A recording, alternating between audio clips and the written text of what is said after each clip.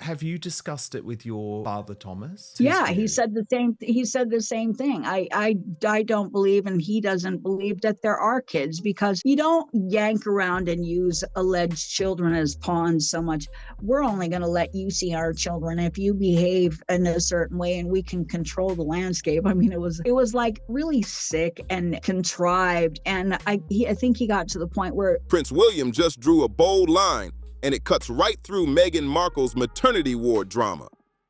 While the Duchess was showing off her moves, filming TikTok dances inside a hospital delivery room and dropping clips on Instagram for some extra clout, a courtroom across the Atlantic was quietly shaking the royal foundations.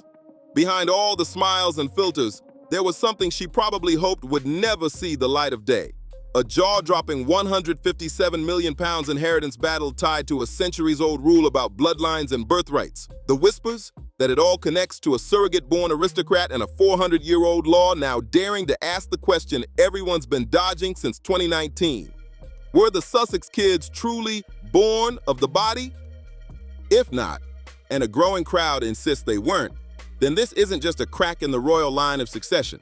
It's a full-blown royal earthquake shaking the crown itself. Excuse my French, BS. This is not how you treat human beings about something so special and so important as family, whether it's the line of succession or genealogy, and the ability to see, quote, grandchildren before you pass away. A lot of family members want that. It's just to be able to have a point of reference, write something down in the family memoirs that, here's another addition to the family. So I think it's been a very cruel game, and I think he accepts it. And he even said, just days ago, one of the biggest legal bombshells in modern British aristocracy exploded.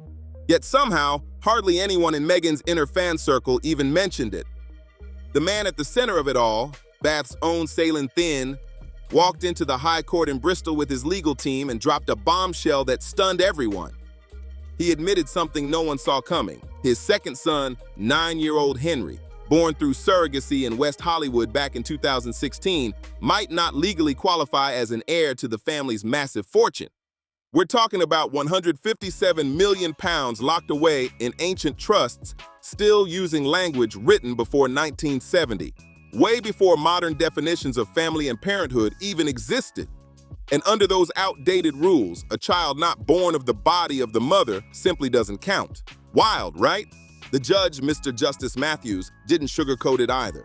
He spelled it out clearly in court.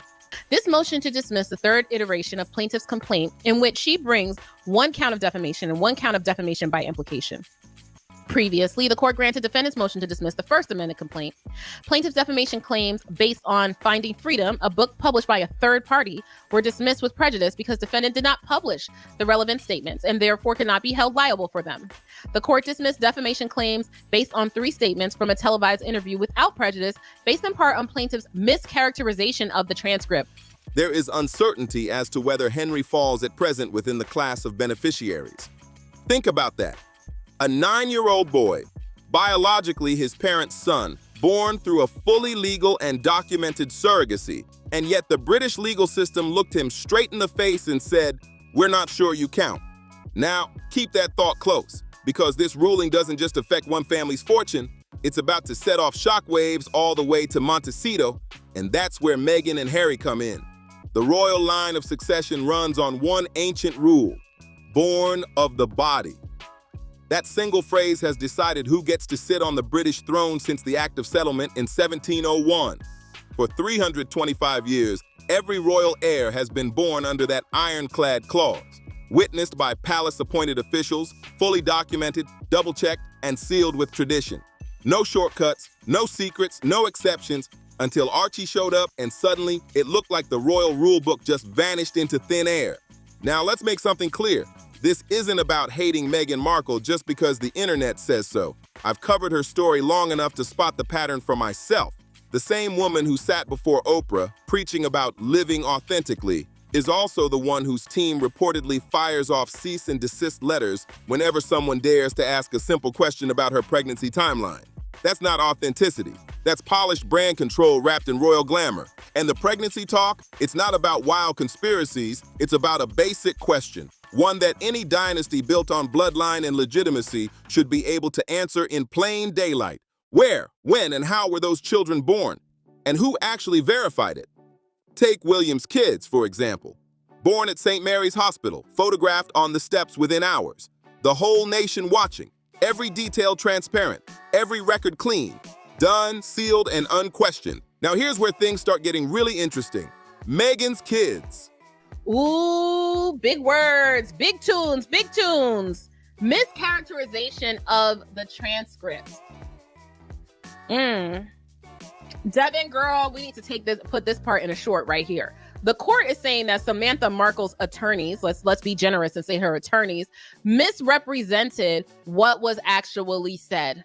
So you have lost credibility with the court. It is no surprise then that they lose the lawsuit altogether.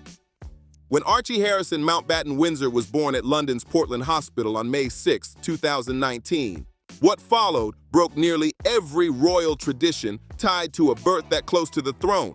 First off, there was no photo call on the hospital steps. That classic royal moment that's been a decades-long tradition, gone. No cheering crowds, no flashing cameras, no glimpse of the new royal baby. Then, another shocker. No official notice signed by the attending physicians, something that's been standard protocol for every royal birth anyone alive can remember. Sure, the birth certificate listed the key details, but still something didn't sit right with the public. Even Harry himself, in Spare, confessed they were out of there in record time. Within 2 hours, he said, straight into the lift, down to the underground car park, into the people carrier, and off to Frogmore Cottage, all before the palace press office even confirmed Meghan was in labor. For a family that spent over 3 centuries turning royal births into moments of public verification, not gossip but constitutional proof, that's not just strange. That's a calculated move to shut the curtains tight. And then there's how Harry described it. Setting up electric candles, trying to recreate some cozy, private vibe instead of the royal spectacle everyone expected. I remember one morning, Noelle was sitting at the table eating breakfast, and she had a pair of her tennies in the middle of the living room, and Samantha started screaming at her to get her effing shoes out of the middle of the floor. Frame photos of Diana, an Ayurvedic doctor in the room, and whispers of wishes to the baby during its first 60 seconds of life. It all sounded more like a Goop-style wellness ritual than a royal birth. One online commenter nailed it perfectly. Other royals give you an official birth announcement, but Harry? He gave us a scented candle inventory. Then came Lilibet's arrival in June 2021, and the eyebrows only went higher. Born at Santa Barbara Cottage Hospital, Harry wrote in Spare that he personally delivered his daughter, saying, "I slid my hands under the tiny back and neck. I pulled our precious daughter from that world into this." And honestly, if that's true, it's a touching, heartfelt moment. No one questions a father wanting to be part of that life-changing experience. But here's the catch. The one problem that's quietly echoing through royal and constitutional circles, even if Montecito doesn't want to hear it. Unlike every significant royal birth since the early 1700s, neither Archie's nor Lilibet's arrival was independently witnessed or verified by palace-appointed officials. Not one. No certified medical witness, no Privy Council notification in the traditional form, nothing on the record but Harry's own version of events. And for a royal lineage built entirely on documented legitimacy, that silence speaks volumes. When your kids sit 6th and 7th in line to the British throne, your word, no matter how poetic, doesn't count as a constitutional record. That's where things start to get serious.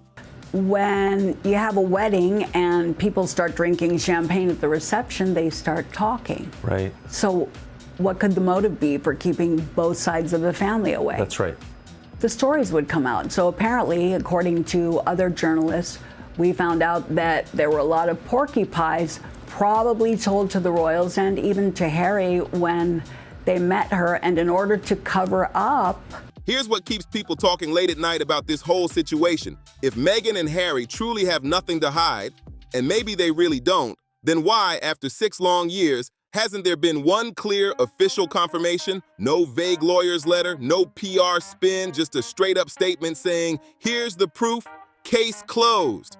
That's all it would take. So why does the simplest question in royal history demand the most complicated response? Something doesn't add up. And according to several well-placed insiders, Prince William himself finds the whole situation more than just awkward. He finds it suspicious. One royal source told journalist Paula M. that William privately considers the details surrounding both births to be, quote, fishy. And let's be real, that's not a word a future king tosses around lightly. His actions back it up too. He's been quietly and systematically putting distance between the Sussex brand and the monarchy's official image. Profiles quietly scrubbed from royal websites, titles reportedly under review, and strict limits on how the Sussex name can be used for commercial ventures. The message from William's side of the palace, he's not playing around anymore, and someone online summed it up perfectly. Meghan, if you hate the royals so much, then stop using the title they gave you. And honestly, that comment hit a nerve because that's exactly what drives people wild. It's not the endless gossip or the wild online theories, it's the double standard. The fact that she rejects the monarchy at every turn, yet still clings to its name, its titles, and its influence when it benefits her. You just can't publicly slam the royal family on Netflix, spill the tea in interviews, and then turn around and sign your jam jars as Duchess of Sussex. Pick a lane, royal or rebel, but not both. Oh my God, so you didn't get grants and scholarships. You never worked for the embassy. What do you mean you only did a 5-week study program? So our Uncle Mike, who worked for the embassy, as a favor to Dad paid for a 5-week study program. Uncle Mike threw in a letter of recommendation to be kind, even though he'd only met Meghan when she was a baby. And that brings us right back to the Marquis of Bath, because his courtroom drama just turned all the royal what-ifs into a cold, hard legal reality. The Marquis loves his son deeply. He's not hiding anything. He's been completely transparent about using surrogacy, acknowledging it openly, and now he's fighting in court to make sure his son Henry's inheritance rights are fully protected. That's what a devoted father does, not full respect for that. But here's the kicker. His case accidentally exposed a massive gap in British law. As it stands, the current rules, inheritance law, trust law, even constitutional law, don't automatically include surrogate-born children as heirs. And the judge, Mr. Justice Matthews, made it crystal clear. The Marquis actually has to petition the court just to have Henry manually added as a legal beneficiary. That's not a royal rumor. That's legal fact. The law doesn't make that inclusion automatically. It has to be fought for. Now imagine applying that same principle to the crown itself. The Act of Settlement, the Succession to the Crown Act, these aren't private trust papers that a rich family can quietly edit over afternoon tea. These are constitutional cornerstones that have ruled the British monarchy for centuries. So if a £157 million estate can fall into legal uncertainty over a surrogate-born child's rightful place, then what happens when that same question hovers over a 1,000-year-old crown? That's where things start to get seriously uncomfortable. And I've got to choose my words carefully here.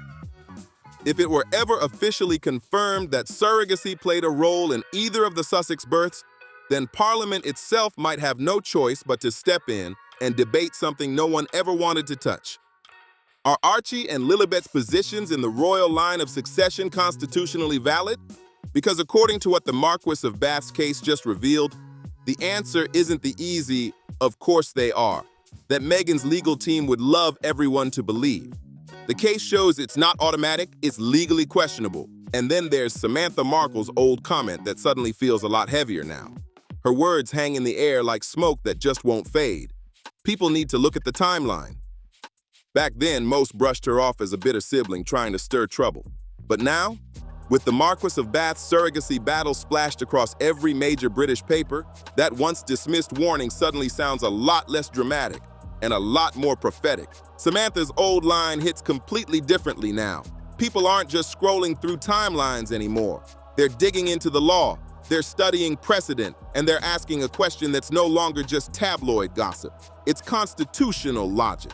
Does that ancient phrase, born of the body, the same one that's threatening a 9-year-old's £157 million inheritance, also apply to 2 children sitting in the royal line of succession? That's not drama. And so, well, a 5-week study program that doesn't equate with working at the embassy, which she told Rachel Ray and Craig Ferguson on live television.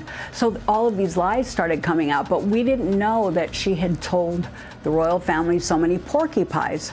So it makes sense. Oh my God, I've got to keep everybody away because if they start talking. That's straight up constitutional arithmetic. And the silence from Montecito, it says way more than any press statement ever could. When Samantha first raised these questions, what did we get from Meghan's side? Not a denial, not even a clarification.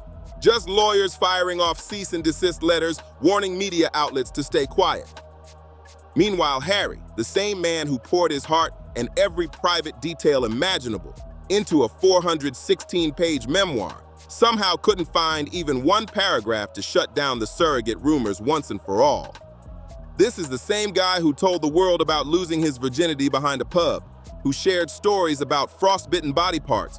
But suddenly, when it comes to something as fundamental as which doctor witnessed his children's births, he goes radio silent. One critic put it perfectly: Harry will talk about everything except the things that actually matter. And here's the thing. Prince William didn't create this storm, but he's the one now forced to stand in it. William didn't start this mess. He inherited it, just like he'll one day inherit the crown.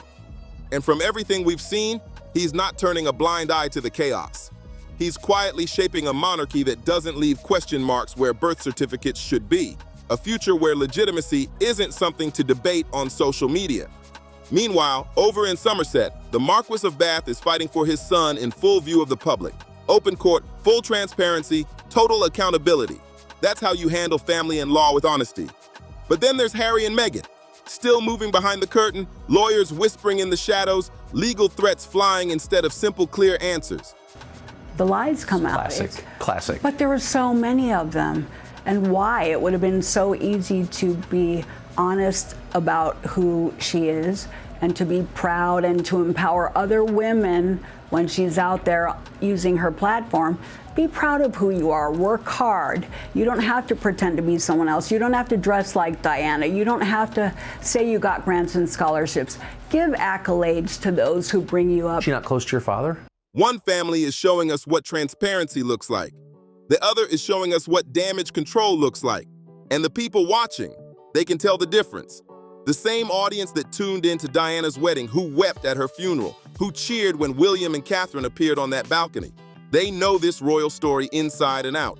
They've seen the real thing for decades, long before Meghan ever tried to play the part. The spotlight that once made Meghan and Harry global icons has now turned into a magnifying glass. And it's burning hot. What started as a fairy tale escape from royal duty has turned into a full-blown branding operation under the California sun. The couple who said they wanted privacy now seem to chase the very cameras they claimed to flee. Every move, every podcast, every glossy photo shoot screams strategy, not sincerity. The royal couple turned power pair, now business partners, are learning the hard way that fame built on rebellion has an expiration date. Audiences are starting to see through the curated smiles, the emotional sound bites, and the truth-telling documentaries that somehow never tell the whole truth. Critics say Meghan's every project feels like another PR play, all image, no soul. And Harry? The prince, once known for his charm, now looks like he's trapped between love, loyalty, and a never-ending rebrand. Even former supporters admit something's changed. The sparkle feels staged, the empathy feels rehearsed. The world wanted to root for them, but now people are asking the question that cuts deep. Were they ever running from the palace or just running toward the spotlight? Because at this point, it's not the crown they're fighting, it's credibility. And when that goes, no title, no Netflix deal, no podcast confession can bring it back. The tide has officially turned, and this time, the headlines aren't kind. Meghan and Harry's once sympathetic story has started to sound more like a business pitch than a love story. And people are noticing. The public that once defended their every move is now asking, what exactly do they stand for anymore? When every interview becomes a confession and every project a reveal, authenticity starts to look like performance. The same couple who said they wanted freedom from royal pressure now seem trapped in their own PR cycle, a machine that runs on drama, pity, and polished lighting. Even Hollywood, once eager to embrace them, is cooling off. Deals are drying up, Sponsors are hesitating, and the shine that once surrounded the Sussex brand is starting to fade fast. Meg? Yeah. Oh my God, they were incredibly close, which was also what was so bizarre.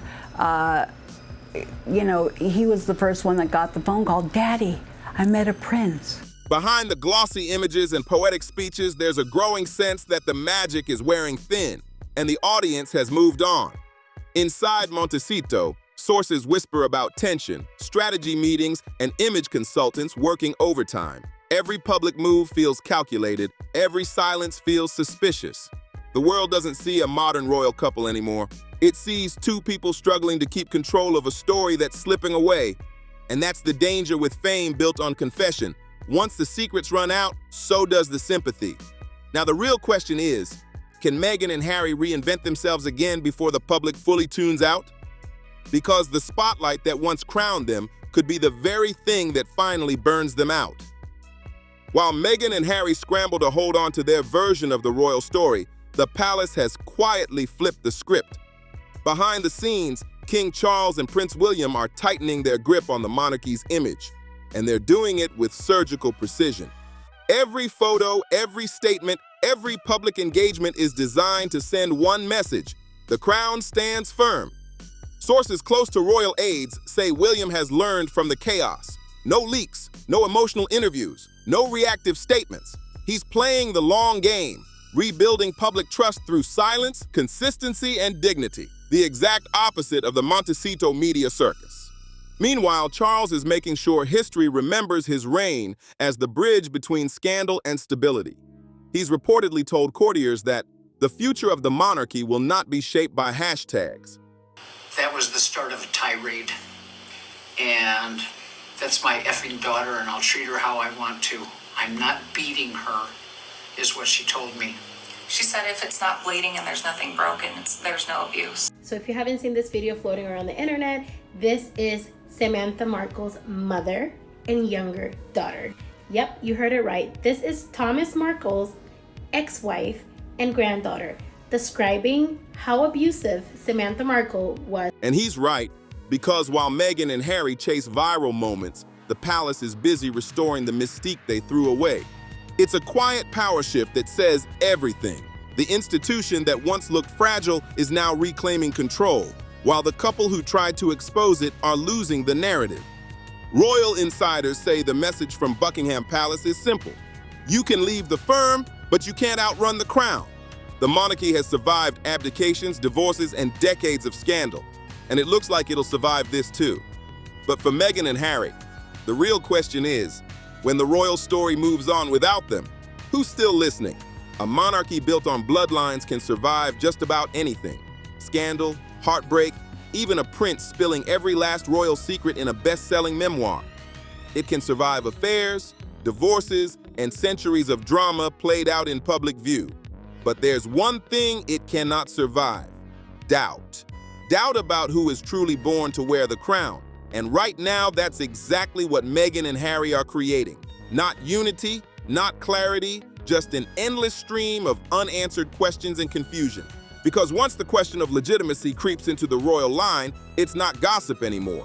It's history trembling. 1,000 years of tradition can bend under pressure, but it can't survive uncertainty. And that's the line this whole story is tiptoeing across right now.